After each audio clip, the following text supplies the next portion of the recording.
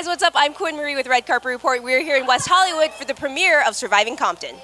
Great, yeah. I know you're our last interview, and I was like, I have to get the writer. I just want to talk to the writer, and I kept missing you, and I kept missing you. So I'm really excited to get to talk with you. Absolutely. Can you just tell us a little bit about like the writing process, how you got involved, how it was for you to tell someone else's story and tell it properly, and what kind of goes into that, like from your point of view. Well, the involvement part was pretty simple. Lifetime reached out to me and told me what they had in mind, what the sort of big picture of what they were looking for. They gave me some information. I didn't know much about Michel'le, and to be honest, I didn't know anything about Michel'le, okay? So I read the material and I realized that this was really a story worth telling. So I said, okay, I want to meet Michel'le. Because when you're doing a piece like this, it all depends on who the person really is. When I met Michel'le, her spirit was so clear, and so focused and so strong. I said, absolutely, this is a person I can work with. And so she began to tell me her story, and as it unfolded layer by layer by layer, then I began to take the pieces of it and sort of arrange it in the puzzle piece of how to tell this story and through what lens to tell the story. Everybody... Did you find difficulty in that, or, Could you repeat the question? Did you find difficulty in that, like finding it's always the difficult. Right angle? It's always difficult because on the outside, if you were to just synopsize it, is it a story about a woman who gets into a relationship with two powerful men who treat her badly? Well, yeah. But is that an interesting story? No. But what is interesting is, who is this woman? What motivates the choices that she makes? What makes her tick? Does she survive? How does she survive? Okay, there's a line in the movie, I think it's in the movie, I haven't seen the movie, I know it was in the script. It talks about history is told by the winners, okay? And if you look at the whole straight Outta Compton phenomenon, the NWA phenomenon, the guys are the winners, okay? As it is in most cases. As it is in most cases, okay? They're now the billionaires, the millionaires, the movie stars, the corporate moguls.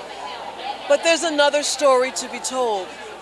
As women, sometimes we win in other ways. The fact that Michel'le could come out of this intact, with her soul intact, her mind intact, her family well and healthy, and she's still singing, and she's still making a life for herself, that is victory as defined by self. And that's the story that I wanted to tell. That's really great, yeah. And there is something to say. It did take this long for her to be able to tell it. And I was asking another person, do you think that Straight Outta Compton had to be made in order for this movie to have been made? Because it kind of like brought up maybe things that were not on the surface, It's possible, because the big question that came up with just about everybody is, where were the women in that movie?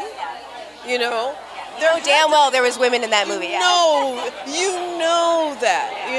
There was a line that I don't know if survived in the script, but there was a line that basically summed it up. That said, behind every great male hip-hop star is a woman who knew his rage.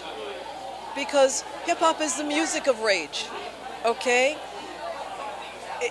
At its core, it's a protest music, okay? It's a music of rage. It is also a music that was almost exclusively doors shut to women, okay? Especially at that time. At that time, okay? There were a few, but even Michel'le, even with her involvement with I'm about to give the wrong name of the record company. It is what I've just forgotten, but you can edit this out. Yes, I know. It's something with an R, and so that's 2 scripts ago. But anyway, even with Michel'le, her basic music, she sings. Yeah. She sings. Yeah. It's a very different tone. Yeah.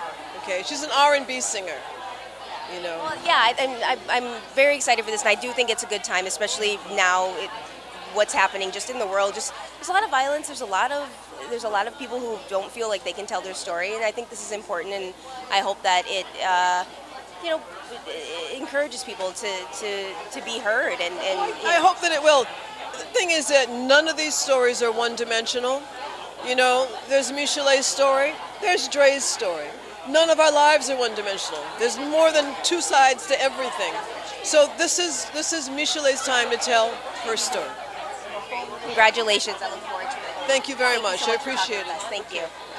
Thanks for watching, guys. Be sure to like this video, subscribe for more interviews, and be sure to catch Surviving Compton on Lifetime Network October 15th.